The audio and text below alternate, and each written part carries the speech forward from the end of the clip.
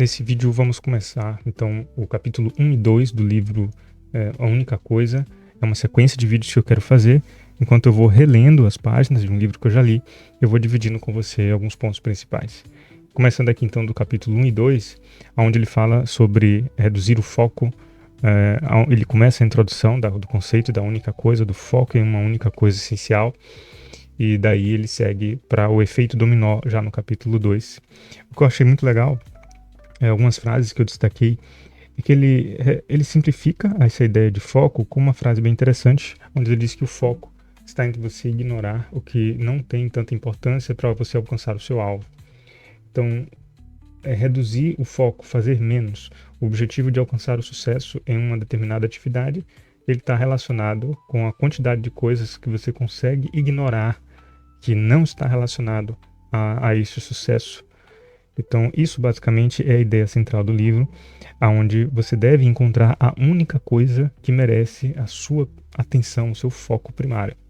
Já no capítulo 2, ele destaca aqui o efeito dominó, que tem a ver com a imagem que você está vendo, onde ele traz o conceito de que o sucesso ele se assemelha ao que acontece no efeito dominó. Ele cita um exemplo dessa brincadeira, desse jogo, onde você enfileira pedras de tamanhos diferentes e uma pedra derruba a próxima e as pedras seguintes são cada vez maiores.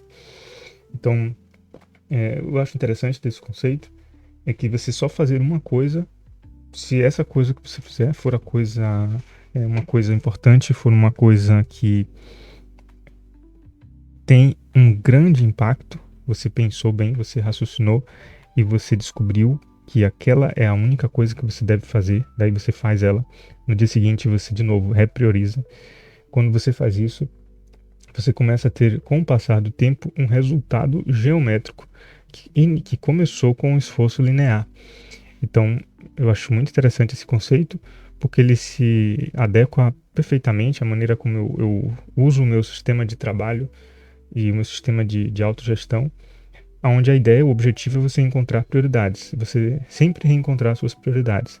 Não só prioridades da vida como um todo, prioridades de cada trabalho, de cada projeto que você tem à mão. Então, qual que é a única coisa central dentro daquele projeto? E daí você encontra isso, você se concentra naquilo, e daí você se concentra na próxima coisa, na próxima coisa, na próxima única coisa, né? E nas próximas tarefas sempre elencadas com base no grau de prioridade em relacionado ao resultado daquela tarefa, daquele projeto.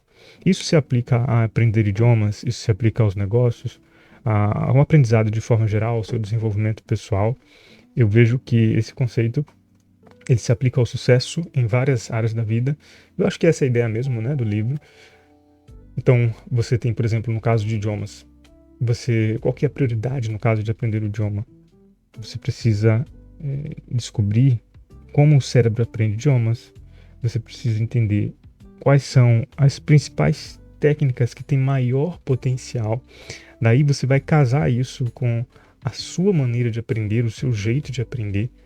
E você fazendo essa combinação, você consegue ter também com o seu tempo, sua circunstância, o tempo que você tem disponível para praticar. Quando você faz essa combinação desses conceitos, você consegue aproveitar 15 minutos, 20, 30 minutos de uma forma tão poderosa que você consegue se priorizar o que é prioritário aprender a você começar a aprender o idioma, ou quando você quer avançar, sair do intermediário para avançado, quando você quer avançar de nível, chegar à fluência, o que mais tem impacto, o que mais provoca esse resultado desejado. Quando você encontra e descobre isso, se concentra nisso, então aquele pequeno tempo ele se torna como é efeito dominó mesmo, né? Ele se torna um grande, com o passar do tempo, ele traz um grande resultado, mesmo gastando pouco tempo, porque o seu foco está na única coisa. E falando então sobre a progressão geométrica, né? Ele fala isso, que no começo as peças são pequenas inicialmente, e daí com o passar do tempo elas vão ficando tão maiores, ou seja, aquela pedrinha inicial, ela como que se torna responsável por derrubar a pedra que derruba a Torre Eiffel, que ultrapassa o Monte Everest, que chega até a Lua, né? A 57ª pedra mediria uma distância da Terra à Lua. Então isso que é uma progressão geométrica, é algo que começa linear, mas que vai aumentando de forma exponencial de forma que o resultado final ele é infinitamente maior do que o esforço inicial. Então esse é o capítulo 2, vou ler o capítulo 3, reler o capítulo 3, talvez o 4 também, e já volto então para continuar o vídeo. Então aqui no parte 3 do Sucesso Deixa Pistas, ele fala de mais alguns exemplos de pessoas que ele considera bem-sucedidas, que realmente têm um sucesso nas suas áreas, né, em uma área da sua vida visível ao público, como ele menciona Bill Gates, ele fala da Oprah Winfrey, e do KFC, a empresa que vende fried chickens, né, frangos fritos, muito famosa nos Estados Unidos, com a concorrente aí do McDonald's e de outras empresas assim, do ramo de lanche, né? E Star Wars. Ele cita esses exemplos e daí para frente, essa é parte da introdução do livro, né? São as três principais partes, as três partes iniciais, os 3 capítulos. E ele traz muito um conceito de a única coisa para a vida toda, um sucesso geral da vida e tal e tudo mais. E eu quero trazer nesse vídeo uma abordagem menos muito, né? Embora assim, menos envolvida, menos abrangente, porque eu acredito que existe muito mais envolvido quando se fala em sucesso na vida, escolha de vida, e eu não vou entrar nesses méritos aqui nesse vídeo, essa não é a intenção. Embora eu acredito que muito do que o livro oferece e fala nesse assunto também tem a ver, concordo, mas eu quero trazer para alguns pontos específicos, para áreas específicas, para projetos, pequenos, médios e grandes projetos que você tem no decorrer da sua vida, que no final das contas vão formando o estilo de vida que você tem, vão formando o desfecho da sua vida no decorrer de alguns anos. E é muito legal, por exemplo, ele cita o Ross Garber, ele fala que o mais importante de tudo só pode ser um. Muitas coisas podem ser importantes, mas só uma pode ser a mais importante. Porque às vezes a nossa dificuldade em priorizar vem justamente de saber o que escolher, né? Porque tudo parece tão importante. Mas exige um pensamento, exige um raciocínio, exige sair de uma certa zona de conforto mental para a gente raciocinar e identificar qual é a coisa mais importante. E é nesse ponto que eu acho que o livro me ajudou bastante, me ajuda até hoje. É esse processo constante de buscar qual é a coisa mais importante hoje, agora, nesse momento, nessa semana, dentro daquele outro projeto.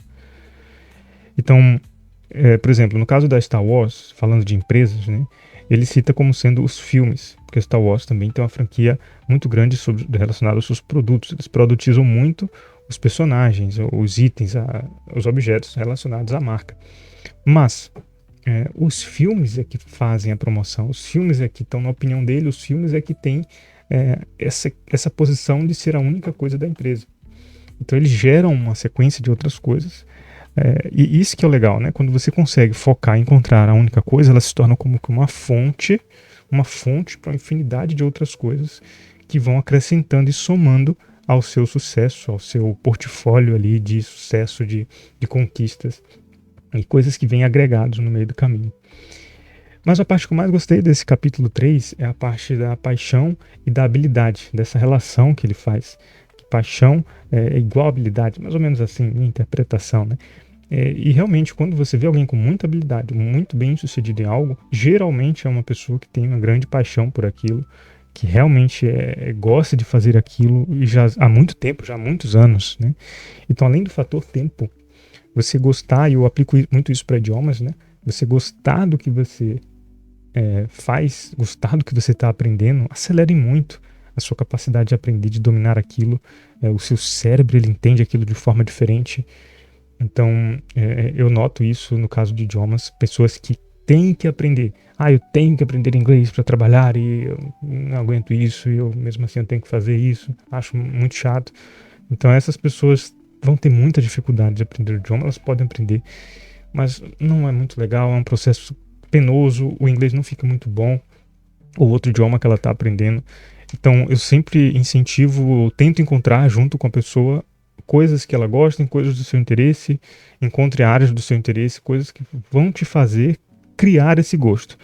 E isso pode ser criado e cultivado com o tempo. Não é assim de um dia para o outro, só porque eu vou usar um filme que eu gosto, eu vou gostar de aprender inglês. Não é bem assim, né?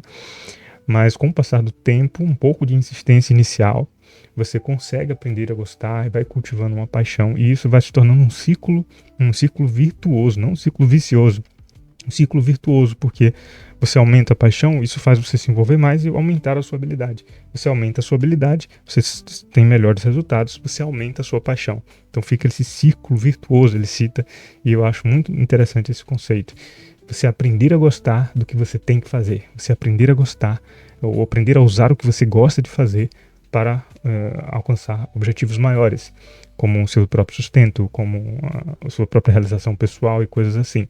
Você conseguir usar coisas que você gosta e aproveitar-se dessa vantagem e transformar aquilo numa habilidade, em algo que você vai estar envolvido com o passar da sua vida. Então esse foi o capítulo 3 e a partir do capítulo 4 inicia a sessão do livro, a sessão 1, e vou ler ela e a gente já continua. Muito bem, acabei de ler aqui, reler o capítulo 4, e ele dá início então à primeira parte, lembrando que esse é um livro de 3 partes, onde tem a primeira parte, ela vai falar das mentiras, são 6 mentiras, que começa agora nesse vídeo, que desviam a gente do caminho, da única coisa. E depois, a parte 2, ele fala da verdade, que é o caminho simples para a produtividade, onde ele vai trazer a pergunta de foco, que é o tema central do livro, que é a estratégia para você conseguir identificar prioridades dia após dia e assim por diante. E a última parte, resultados extraordinários, explorando possibilidades e aonde pode ser mais esticado todos esses princípios que ele traz no livro, o Gary Keller e o Jay Papasan, não sei bem como se pronuncia. Então, falando das mentiras, a primeira lição, o primeiro capítulo, ponto 4, o capítulo 4, tudo tem importância igual. O que é interessante aqui? Ele cita o Bob Hawke, que fala nem sempre o mais importante é o que fala mais alto. E que isso vai ficando cada vez mais difícil à medida que a gente cresce, que a gente envelhece. Essa é a maneira que a gente... à medida que a gente envelhece, porque quando a gente é criança, meio que a gente tem hora para tudo e as pessoas escolhem por nós, os pais, os professores. Quando a gente é adulto, a gente tem que tomar essas decisões e a gente passa a se confrontar com a quantidade de coisas que tem para fazer, e esse desafio de priorizar se torna um jogo tenso, se torna algo realmente difícil. Então, qual que é o ponto central desse capítulo, na minha opinião, e que ele realmente destaca, é o perigo da lista de tarefas. E eu uso listas de tarefas, eu ensino as pessoas a usar de uma forma que funciona. A maioria das pessoas, quando usa uma lista de tarefas sem um sistema atrelado a ele, acaba caindo nesse perigo que o Gary traz. Então, o que perigo é esse? Que é o de você considerar tudo igual, você cair nessa mentira de que tudo tem igual importância, e você cai no jogo de ticar, né? Você gostar da brincadeira de marcar ali, que realmente dá uma dopamina ali pro cérebro, a sensação de que você concluiu algo, de que você fez algo, e essa dopamina ela traz uma sensação, uma falsa impressão de conquista, de sucesso, de resultado. Por isso que esse é o perigo dessas mentiras, essas 6 mentiras que ele elabora. Ele raciocina que a gente acaba meio que vivendo de acordo com o que a gente acredita, mesmo que o que a gente acredita seja mentira, não seja algo que a gente devesse acreditar. Então, essa mentira de que tudo tem importância igual, ela é muito amplificada, disseminada através da lista de tarefas, dessa prática tão comum de fazer listas de tarefas. Então, sem método, sem sistema, né? Esse sim seria o maior risco. Qual que é a solução que ele dá? É de fazer uma lista de sucesso. E aí entra-se o princípio 80-20 no livro, que é um princípio que casa perfeitamente com o conceito do livro. É o princípio fantástico desse Vincenzo Pareto, desse homem que fez essa matemática aí das coisas, trazendo essa questão de que 20% dos nossos esforços são responsáveis por 80% dos resultados. Ou seja, não é fazer mais, é fazer apenas os 20% que importa, que vai provocar a maior parte dos resultados. Então essa é uma desproporção, uma relação desproporcional entre esforço e resultado. Então a lista de tarefas ela tem aquele problema de achar que fazer toda a lista de 10, 20, 100, 1000 itens é o que vai trazer resultados, quando na verdade apenas 1, 2, 5 ou 10 itens daquela lista vai ser o suficiente para trazer 80% dos resultados que você tem. Então, o seu objetivo é descobrir quais são essas coisas. E aí ele traz a ideia de trazer o princípio 80-20 ao extremo, onde você vai reduzir a quantidade de coisas que você tem na lista de tarefas a apenas as coisas essenciais na sua lista de sucesso. Você precisa descobrir qual que é a coisa mais importante, qual que é a única coisa, ou as únicas coisas que dentro daquela lista que realmente vão fazer diferença, fazer elas primeiro e depois, com o tempo que sobrar, fazer o restante. E mais um desenho aqui, ele ilustra dessa forma, né? Você pegar os 20% que sobrou e aplicar de novo mais 20%, então você vai sobrar 5 coisas, depois aplicar mais 20% e você vai chegar na sua única coisa. E essa receita é a mesma que eu citei, da questão de aprender idiomas para aprendizado em geral. Eu acredito que isso se aplica, que é você identificar quais são os itens do aprendizado, os que estão no topo da lista. Há várias coisas que fazem uma pessoa aprender, mas quais são os ingredientes do aprendizado no topo da lista e qual que se casa melhor com a sua maneira de aprender, com a sua cognição, com a sua maneira que o seu cérebro funciona bem, que você, através da autoobservação, consegue perceber. Quando você soma e combina isso, você consegue ter um aprendizado muito mais rápido, de muito mais qualidade, e as consequências, os resultados que vêm em reação em cadeia, através daquele efeito dominó disso, é que esse aprendizado vai se transformando numa capacidade de aprender e se desenvolver cada vez mais potente, cada vez mais qualificada na sua mente, na sua vida, e você vai colhendo muitos benefícios através disso. E também nos negócios, né? Porque se você está no mundo digital, por exemplo, você sabe que é um desafio você descobrir as prioridades. Aqui, por exemplo, no meu negócio, eu entendo que os vídeos são as prioridades, eles são a única coisa. Ou seja, se eu me dedicar o máximo a fazer vídeos, a melhorar a qualidade dos vídeos, o conteúdo, e conseguir continuar trabalhando em cima disso, eles vão atrair as pessoas, elas vão me conhecer, elas vão conhecer o meu trabalho, e essas pessoas vão acabar eventualmente se tornando também clientes através dos meus produtos, dos meus serviços. Então essa seria a única coisa, né, do meu negócio. Eu acredito que de todos que estão num negócio digital semelhante, né, ao meu, que tem a ver com ensino, tem a ver com conteúdo e atração de público e coisas assim. Mas talvez você discorde, se você acha que outra coisa seria a única coisa, então diga aí para mim nos comentários o que você acha, qual é a sua opinião. E essa questão da lista de sucesso é um item também com que eu trabalho dentro do meu sistema. Se você já fez comigo, você está assistindo esse vídeo, você já fez comigo a mentoria ou já passou pelo processo, você viu que as listas, a maneira como a gente trabalha, elas são voltadas para o seu nível de atenção primária, o que realmente merece o seu foco, e existe um processo de repriorização contínua dentro dele, para que você consiga sempre estar fazendo a coisa mais importante e sempre estar atuando, agindo dentro da coisa mais importante, dentro daquele processo, projeto, tarefa que você tem à frente e do seu objetivo desejado. Então, por hoje a gente fica por aqui no capítulo 4 e nos vídeos em sequência a gente vai continuar explorando esse livro muito legal, que tem tudo a ver com o princípio 80-20, tem tudo a ver com como meu sistema foi criado, meu sistema de autogestão. E se você quiser saber mais sobre mim, sobre esse sistema, sobre as mentorias, sobre os serviços que eu presto, toque aqui no link aqui abaixo, mentorias de idiomas, mentoria de gestão pessoal, e enfim, acesse o link aqui na descrição ou na página do meu canal e você vai conseguir acessar e a gente se fala, a gente se conhece melhor, beleza? Até o próximo vídeo, a gente vai continuar do capítulo 5 em diante. Valeu, tchau, tchau.